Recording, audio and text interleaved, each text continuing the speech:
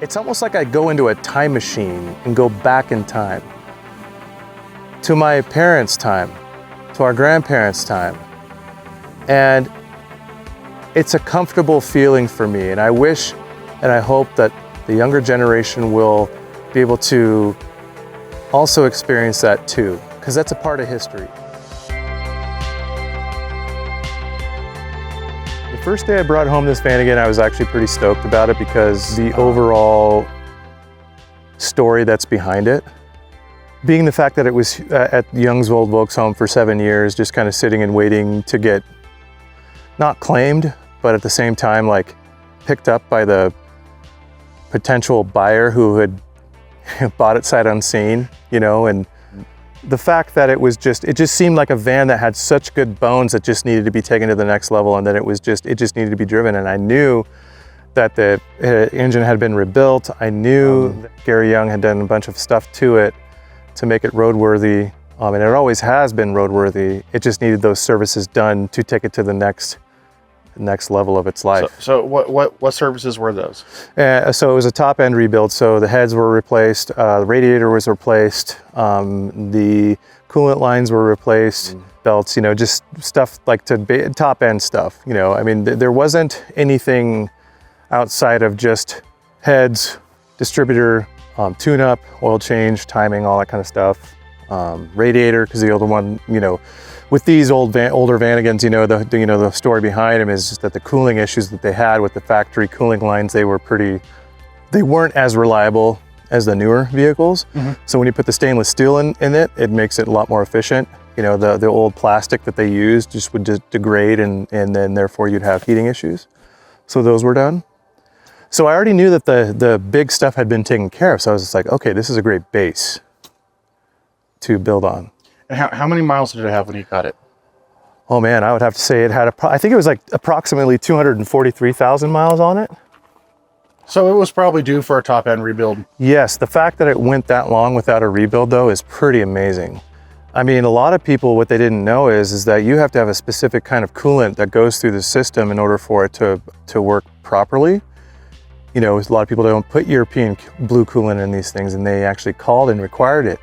They put green coolant in it. Really? Yes, and so, I mean, coolant is a very... I didn't know about that. Yeah, coolant is a very degrading material depending on the design of the vehicle that it was engineered to be, right? It could be chemically caustic to yes, all sorts of metals. To kind of sum up why I wanted it and why, when I took it home, and why I was so excited about it, was because one, Gary Young had his hands on it, and he...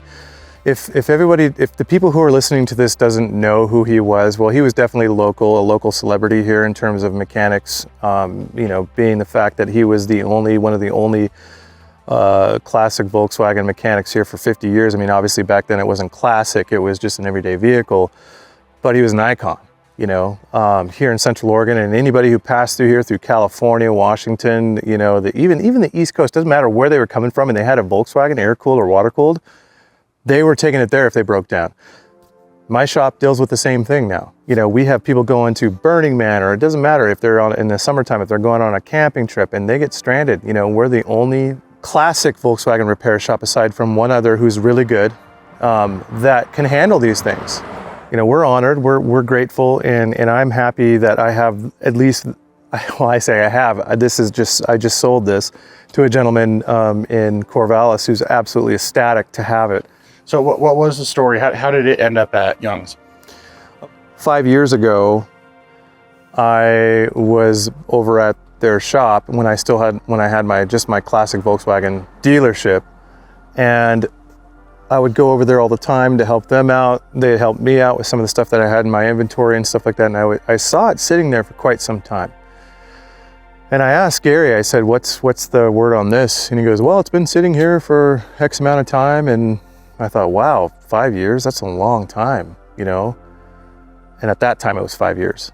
And he's like, yeah, you know, and the story goes is that the original owner of the bus sold it to a guy in Seattle, and he wanted a pre-purchase inspection. And once that was done, he green-lighted the work that needed to be done with it, rebuilding of the engine and some other stuff, before he brought it back up to Seattle. The problem with that is that he never came and retrieved it once the work was done. Gary tried to get a hold of him. For whatever reason, he just could not get a hold of him. The guy wouldn't respond, and he thought, okay, well, something's going on. So it just kind of went to the wayside. So every once in a while, Gary would give the guy a call, leave a message on his phone, and again, no response. And so when I asked Gary about, okay, well, how do you want to deal with this? Because I have the ability to put a lien on it if you want, and then we can get title for it. Essentially, it's considered an abandoned vehicle after a certain amount of time. I can help you with that. Well, he's such a great guy. He was just like, no, we just need to wait for this guy. And I was like, okay. And 5 years goes by. I buy the business. Gary essentially said, okay, now I'm ready to go through this. I said, okay, I'll do it. I put a lien on it, went through the motions. About 2 months later, I get a phone call from the owner of the van. He got served with the letter, which I was kind of surprised because I tried to call him actually on his phone, no dice. Several times, no dice. So when he did call me, I was actually already kind of driving this thing, and when I was driving the van, kind of a backstory, I was at Sinclair gas station, and this guy walks up to the Vanagon. Didn't look anything like this, was bone stock. Walks up to the van, he's looking through the window. He's like, and I'm pumping the gas, and I said, can I help you with something? And he goes, I think this was my van. And I'm like, really? He goes, yeah, this was my van. I sold it to a guy in Seattle, and are you that guy? And I was like, no. And then I shared him the story, what had happened. Told him that, I was waiting to hear from the original owner and that I had bought Young's old Volkswagen. The original owner of this van actually had bought another Vanagon, which was a Synchro. He wanted a Synchro for the wintertime. And so we had a candid conversation about, his memories in this van and all that with his family and stuff like that. So that was awesome. I was just like, this is really cool because it's a 1985 Vanagon. It could have gone through 3 or 4 hands by now, even more than that if you even think about that. But I was literally talking to the original owner of this van, which was really special. So back to the gentleman that had bought this vehicle sight unseen. He calls me and he goes, hey, I'm so-and-so who had bought the Vanagon. He goes, I got this letter in the mail, and I said, oh man, I'm so thankful that you called me. I said, I've been trying to get a hold of you for the last several months, and I know that Gary had been trying to get a hold of you for the last 7 years. I said, I'm just glad that you're alive, and that's what's most important. I said, how would you like to deal with the van? I bought the business. The van kind of came with the business, but it's yours. And he goes, well, I'm sorry, my wife came down with a certain illness, and that was like the last thing that I could even think about. And I have experience with some family members who have gone through that same illness, so I completely understood and have compassion with that. And so as soon as I realized that, I was like, hey man, I'd be willing to buy this thing for you if it helps. And he was like, kind of shocked. He's like, you would? And I was like, absolutely. So we came up with a price, and I said, the only thing that I would ask of you is to please pay Gary for the work that he did to it so that we could just close this thing and make it all clean and make it just be done with it. So I wrote him a check for what we agreed to. He wrote Gary a check for the work he did, and it was done. He overnighted the title, and then boom, I'm the owner of the van. I've really enjoyed it. I mean, during the winter time, when it was like 3 feet of snow here, I wasn't exactly driving it every day, but whenever there was a good day, I was driving it. It's been basically my daily driver, and I've pampered it. And I've done everything you see from the orange from the orange stripe to the Go Westies lift to the tires, ladder, everything you see on top. Van Cafe bumpers. I'm an avid mountain biker, so I got my mountain biking rack here. Yakima outdoor shower, my Fiamma 45, and if anybody has never had a Fiamma 45 awning, I strongly recommend it. Nothing against CVT, nothing against the other manufacturers who make these awnings, but this one really, in my opinion, from my experience, is the way to go. Yeah, so the safe is actually, in my opinion, is a must-have for anybody who has a Vanagon, because if you're camping, if you're hiking, if you're floating the river, whatever you're doing, that is a must. You can put your wallet, keys, whatever you want to do. I mean, you know, you can store it in there, lock it up, and it's awesome. I'm glad that I had that. Glad that I got that. The interior is pretty much stock. I have not done anything with the interior.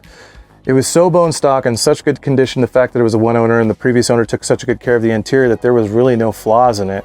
And I mean, I've been in this thing in rainstorm, I've been in this thing in snowstorms, I've been in this thing in all sorts of things, and the original canvas even is in really good shape. The fridge works really well, the stove works good. What has been your favorite trip in this? Probably the Redwoods. I've done a couple trips in this in the Redwoods. The drive down, and you know, you go through so many different climate changes to get there. And then when you know, the color of the van is brown, so it kind of fits in with the atmosphere, you know. And a lot of really good friends I went down with. We had like over 30, you know. Okay, so backstory a little bit. We do this thing every year called Ausflug.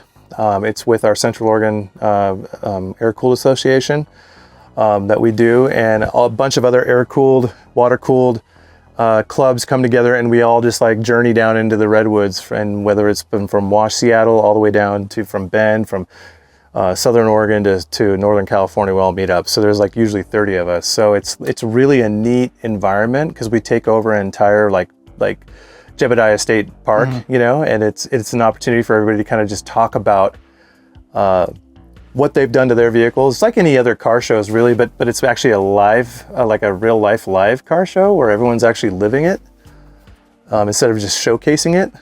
And so that's, you know, I've taken this thing to Descend on Bend, you know, Moxie. I've taken it to, you know, Woodburn and all those things, those fun things, you know. But the fun thing is that, you know, there's always like a community of people that come in here, and we all hang out, and we're all in this tiny space. Even though it's tiny, it still feels like a mini house. Boy. So it's, you know, there is a sense of camaraderie around this whole thing, and I'm sure a lot of you guys can relate to it. I'm sure you have your own clubs and stuff like that, and this kind of camping, for whatever reason, has not died off. There is not a system outside of this design, this class of van or bus that can compete with this setup. Now, there's people out there who design their own interiors, and it's a fantastic, you know, I mean, engineering minds, all those guys. It's great. You know, and you have your, you know, your Sprinter van people, you know, you have your schoolie bus people, and I think it's great. There's just this creativity that it's like an art, you know. You come with these stock vehicles, and they are just bone stock, and then your brain is this van. So whatever your van looks like is who you are as a person, and that's what's displayed, you know. Now, obviously, you can get ideas, and you can get, you know, motivated by other people's, you know, stuff that they do. So when you look at other vans, you're like, oh, well, that makes sense. You know, that makes sense. But I think it's a matter of how what fits your purpose, you know. And so this one fit my purpose, and this is what I did. It may not be exactly the way other people would do it. I understand that. There's what the funny thing is, Brendan. This is my rifle. There are many rifles. This one is exactly. Mine. So there was so many more things I wanted to do this van before I decided to sell it. There was so many more things, and like these are what I call it's a Swiss Army knife. You can do so much. I mean, you can get in, you can drive it on a daily basis, you can park it anywhere. You don't never have to use hotels if you don't want to. You know, they are a self-sufficient vessel. So when I was talking about this vehicle having good bones, I already knew it had good bones, because a lot of the times I end up having to restore a lot of this stuff when I buy it. Mm-hmm. And I didn't have to do that with this. Basically, it was just accessory stuff. Aside from the oil changes and some belt changes, and I had to replace a fuel pump in this thing, you know, everything else is just extra, you know. Done really well. Now, I just sold this van. This van's going to be leaving in the next week or so to a gentleman in Corvallis, Oregon. He's going to carry the torch on this thing.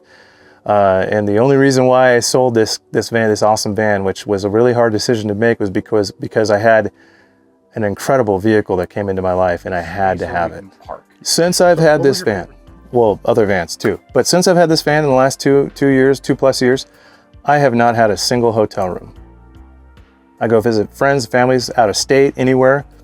They're like, oh, do you want to stay in a hotel? Do you want to stay in our house? I'm like, no, I'm going to stay in my van. So we parked at their house with my van. And the beautiful thing is about it is that it's my van. I don't have to have them wash their sheets or whatever they, like when you stay at their house, accommodations and all that kind of stuff. If I want to wake up early in the morning and go on a hike, I do that. If I want to cook something or have coffee in my own van, I do that before I even go into the house. It's a self-contained travel vehicle, and they're shaped in all different sizes. And this is just one of the sizes. So with that being said, the one that I just bought, because I sold this, is just slightly smaller, older, but in my opinion, somewhat cooler.